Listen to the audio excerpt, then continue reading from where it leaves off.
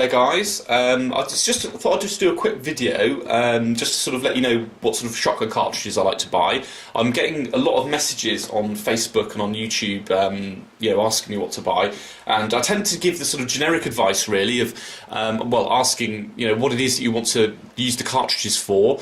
Obviously, if you're just doing clay pigeon shooting, then 7.5 shot, 28 grams with like fibre wad would be ample, and obviously quite cheap because you're going to be shooting lots of them. The fibre wad is really good to have because most clay grounds will insist that you do use fibre wad because they don't want plastic going all over the countryside. And I don't blame them, to be fair. Even when I'm hunting, I tend to go with fibre wad for the same reason. But generally, what I buy really depends on what's available. There are websites like justcartridges.com which have got a great selection, and you can get whatever it is you want, but the prices aren't that great, and the delivery cost is about 15 quid, I think. So it's a faff as well. So I tend to get what's available. Luckily for me, at about this time of year, my local gun shop, because it's pheasant shooting season, gets these in, and these are generally, in terms of cost and everything else, probably my preferred cartridge. These are Ely Pigeon 32 gram fibre wad, 6.5 shot. Now the good thing about 6.5 shots is that it's got pretty much the same knockdown power as 6 shot, so you can use it for the same job, but being 6.5, when you've got the pattern going on target, it's just that little bit denser because there's that many more pellets, and you combine that with the 32 gram load, and you've got a lot more shots going on target, and they're quite reasonably priced. I mean, those are for 250 of those, it cost me £57, I think, which isn't too bad. I must admit, given the choice, I'd buy Ely VIP. But Ely VIP can be hard to come across, again, unless you get them online. But the good thing about Ely VIP is that they go at 1500 feet per second rather than the 1400 that these go and most shells go. And that just means that you tend to be a bit more accurate with them because the shot goes where you want it to go straight away. But like I said, it depends where you go. I know Ian Coley's in Cheltenham stocks quite a lot of them, but generally not many places do because they're so expensive. So yeah, the reason I thought I'd show you this is because I suspect when people ask me what cartridges I like to use, they really want to know what brand that I want to use. And overall, if I can get them, these are probably what I would generally buy. Now, in terms of airgun pellets, you can see here I've got some Webley AccuPals. In the videos you see me shooting, I'm generally either using these or Power Pals. Power Pals are pretty much exactly the same, except for obviously these are just round-headed pellets, and the Power Pals have got a more sort of bullet-type tip to them, which possibly aids in penetration. But frankly, if you shoot your gun in for one, it'll shoot the other perfectly well. That's it, really. The only other thing to mention is I do like to prepare my pellets for hunting. Now, if you're just doing target practice, then sure, just use any old pellet and don't worry about it too much. But if you're zeroing or you're hunting, you really want to look for consistency. Now, I'll be sorting these pellets and looking at them. I don't seem to have any with dents on them that I can see, but I'll pour them out and clean them and sort them just to make sure that any with any dents in have been taken out. And to clean them, I'll just pour these into like a jug with a couple of drops of fairy liquid and some really hot water. Pour them in, just agitate them a bit just to get off any bits of lead. Then pour them into a sieve and then give it a good thorough rinsing out just to make sure that there's no soap left on them. And then I'll put them onto a plate with some kitchen towel just to dry them overnight. So once that's done, I'll lubricate them and I'll show that to you in the second part of this video. Right, so you can see that I've poured and sorted the pellets out and washed them and left them drying overnight. They're now completely sort of crispy dry. So now, to lubricate them, you don't need to go mad, but I like to use this. This is Napier Power Pellet Lube. You could, I do recommend Napier products, by the way, generally. They're very good.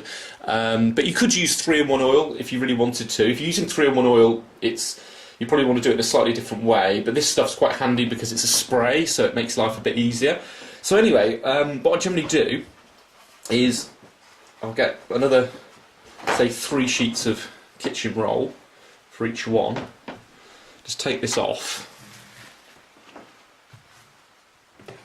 put that on there, and the same on the other one.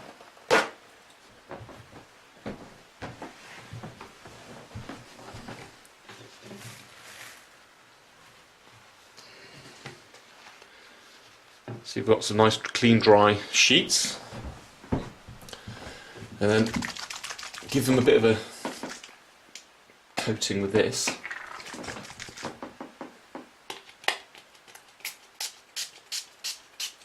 And as I said, don't go mad, because you don't want these to be soaked. You just want them to be nicely covered. Okay. Oh. Now you can pour them back on. Spread them out a bit. Ooh.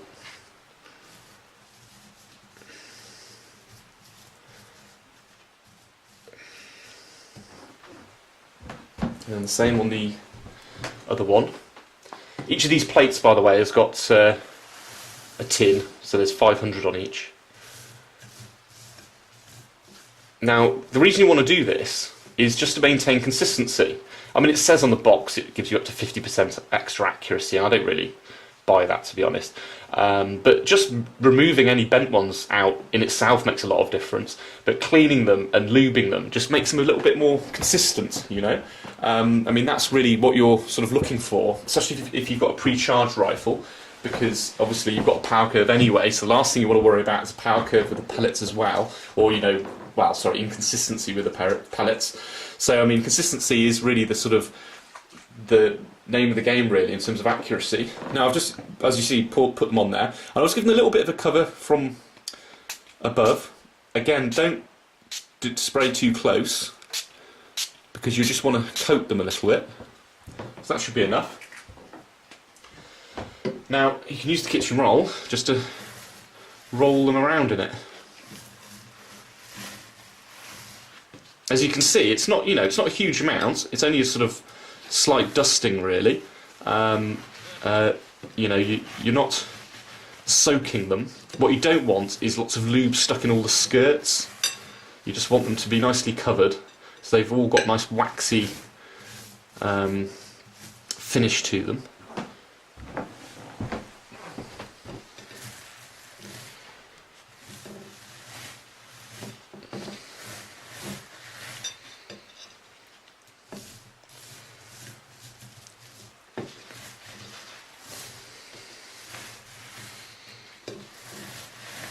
And you can see they're looking a bit shinier now.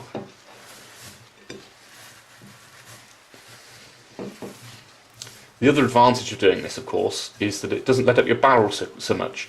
These AccuPal pellets have got a slight sort of coating of something or other on them anyway, but when you've combined that with the lube, it makes a fair bit of difference. So there we are. That's about it, really. The only other thing to mention is that, hope you find it. Once I'm happy they're done, and pretty much these are done now. I'll put them in here. This is my pellet pouch. You can see I've got some material in here. What I tend to do, there's a few pellets left in there already. What I tend to do is just pour as many of those in as I want, up to about half level, then pour it out into this piece of cloth, sort of wrap it up into almost like a ball and put it back in. The reason being, as you can hear,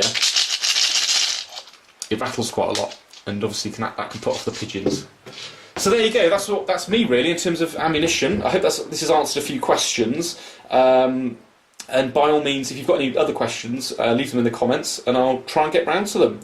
So yeah, I hope you enjoyed that. Like and subscribe.